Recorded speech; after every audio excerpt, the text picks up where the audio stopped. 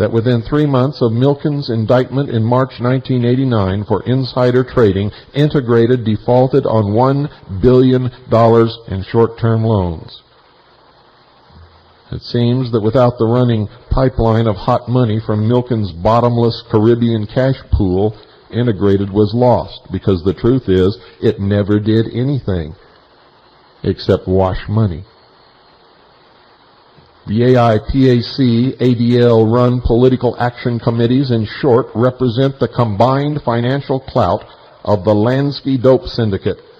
Any similarity between Anti-Defamation League, AIPAC, and the genuine national interests of the State of Israel or the Jewish people is purely crap. Absolute horse manure. All told, 211 candidates for the United States House and Senate from 48 states received money from the ADL-AIPAC PACs between January 1st, 1991 and March 31st, 1992. Of the 211 recipients, 187 were incumbents. The total amount given in that 15-month period was well over $2 million, making ADL-AIPAC the second largest source of institutional money to candidates for federal office, second only to the combined donations of all of the labor union PACs. And they're all in bed together. By October 1992, that figure had soared past the $3 million mark. The ADL-AIPAC PACs don't funnel the majority of their money into Jewish candidates or even into candidates running for office in states where there are large Jewish populations. Are you listening to me? If you're Jewish, you had better be learning from this program, from this series of broadcasts. Or will you continue along as you always have been, afraid that your friends and neighbors will call you anti-Semitic? And they will, you know. Takes guts to be a real people instead of a stupid sheeple, no matter who or what you are. More typical of the kinds of office holders and candidates who receive AIPAC payoffs is Richard C. Shelby, a first-term Democratic United States Senator from Alabama who has recently gained notoriety for pushing a death penalty bill for the District of Columbia. Shelby received $67,800 from the AIPAC PACs in the 15 months beginning in January 1991, with a career total of $133,825. Another record-setting recipient of AIPAC largesse is Senator Tom Harkin, the Iowa Democrat, who ran an unsuccessful bid for the Democratic presidential nomination in 1992. Harkin came into the Senate in 1984 by defeating incumbent Roger Jepsen, who in 1981 had cast a decisive vote against AIPAC in a fight over the sale of AWACS surveillance aircraft to Saudi Arabia. In his first Senate bid, Harkin received over $100,000 from the AIPAC Combine. His career total in AIPAC money is a staggering $366,130. And we are accurate to the penny. A total of 29 current incumbent senators and congressmen have received over $100,000 in illegal contributions from the ADL-AIPAC PACs. A dozen have received $50,000 or more dollars just for their 1992 reelection campaigns. That, quote, dirty dozen, end quote, are Richard Shelby, Democrat, Alabama; Mel Levine, Democrat, California; Timothy Worth, Democrat, Colorado; Daniel Inouye, Democrat, Hawaii; Barbara Mikulski, Democrat, Maryland; Christopher Bond, Republican, Montana; Kent Conrad, Democrat, North Dakota; Robert Packwood, Republican, Oregon; Arlen Specter, Republican, Pennsylvania; Harris Wolford, Democrat, Pennsylvania, Thomas Daschle, Democrat, South Dakota, and Robert Kasten, Republican, Wisconsin. Narco dollars, dope money. Narco dollars are the key to the ADL's hold over the United States Congress, but the League and its AIPAC associates have other trump cards as well. Both groups operate secret, highly illegal spy units that gather blackmail material and carry out dirty tricks against political opponents.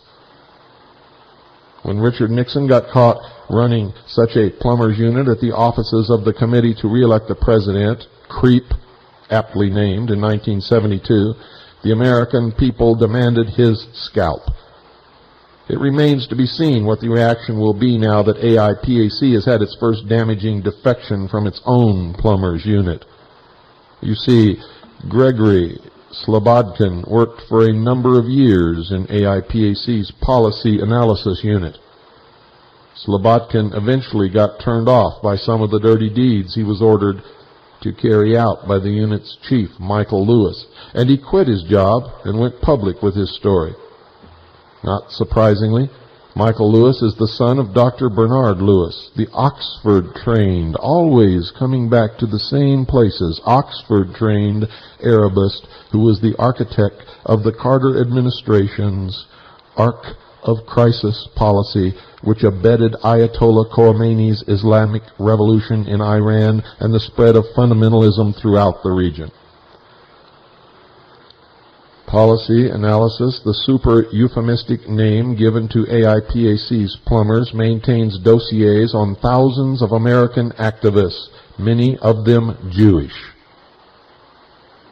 Many of them Jewish. University professors who criticize AIPAC or the Anti-Defamation League's activities are placed on a blacklist and labeled anti-Semitic. Their lectures are monitored by spies who occasionally stage noisy disruptions. Their homes and cars are vandalized. University alumni linked to ADL and AIPAC threaten to pull financial backing from the schools unless the targeted faculty members are immediately fired or blocked from tenure. And every day, Americans turn their heads because they are afraid that someone will call them anti-Semitic. The Anti-Defamation League has learned to use this label to get whatever they want from whomever they want, whenever they want.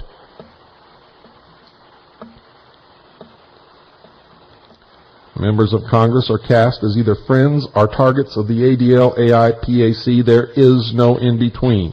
If they are on the friendlies list, they may be the recipients of weekly computerized blackmail dossiers on some of their colleagues and other policy shapers, which are called activities. Remember lately, folks, in San Francisco when the ADL was caught red-handed operating a spy ring from inside the police department, gathering information on Americans? When the investigation began, it was found that they were doing this across the country, infiltrating supposedly secure records system, collecting information on American citizens to use against them. How long are you going to put up with this bullshit from these lying scumbags? The activities dossiers are sent out in plain white envelopes bearing no organizational emblems. Deniability is a priority, and the whole filthy blackmail and extortion program was 100% deniable until Slobodkin's defection, complete with reams of AIPAC documents which proved it. AIPAC's unit maintains a singularly close link to the ADL's parallel fact-finding department, which engages in the exact same kind of activity. In fact, shortly after Thomas Dime took over as executive director of AIPAC, he hired Amy Goot as the first full-time staffer of the Policy Analysis Unit. Gut had worked for years at the ADL. Her shift of address was apparently blessed by her bosses at the League, and she continued for a period of time to work for both agencies, thereby assuring near total integration in the covert operations level. One feature, ladies and gentlemen, of the job that ultimately got under Gregory Slobodkin's skin was the fact that many of his targets were themselves prominent Jewish activists, usually affiliated with left-wing causes in both the United States and Israel. See all you silly people out there who think it's the Jews. You're off your rocker. And the ADL does not work for Jews or in the interest of Jews and never has. Neither does B'nai B'rith.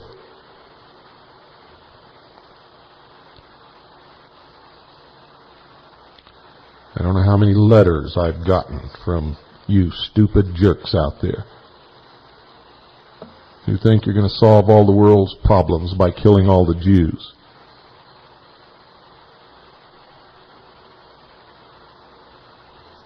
How stupid. Most Jews don't know any more about what's going on than you sheeple did before I told you. And then most of you will never know if it's true or not because you won't get off your butt and go check it out.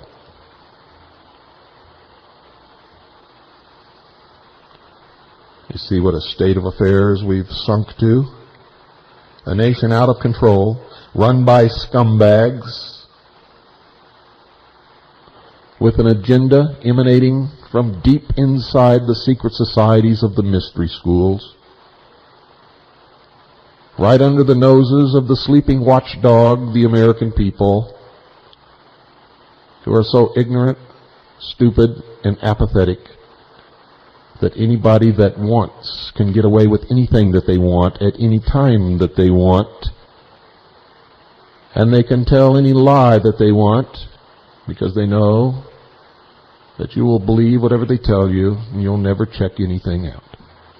For all you know, I might be one of them. I might be sitting here telling you lie after lie after lie, and you won't get off your ass and go check it out.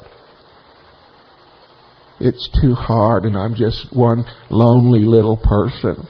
I don't have the capabilities to check anything out. Boy, I hear that all the time. Hear it all the time. God, I must be some super spirit from some foreign planet. I must have the biggest brain in the world. I must have some secret access to every source of information that there is. Because I'm just one lonely little old helpless individual, and I'm busy too, and I got a family to run. And I don't have any more time than any one of you out there has. So when you spout that bullshit at me, I just know that's another stupid sheeple standing in front of me that's too damn lazy.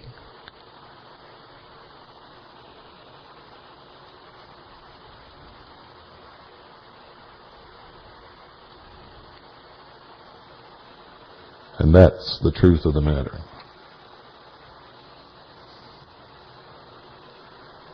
Many of these people that Slobodkin was supposed to target, many of them were simply outspoken critics of the Israeli Likud government's brutality toward the Palestinians living in the occupied territories. Many simply favored a peaceful and equitable solution to the Arab-Israeli conflict. Many of these Jewish activists were treated to the same violence and vicious smearing by the ADL, AIPAC that was meted out to Palestine Liberation Organizations or PLO officials. This McCarthyite targeting of prominent Jews who simply bucked the ADL, the Anti-Defamation League, on some policy issue or financial deal underscores the fact that the League and AIPAC are anything but Jewish defense organizations. They are, in fact, liars, deceivers, and manipulators. And whether you believe it or not, most of their victims are innocent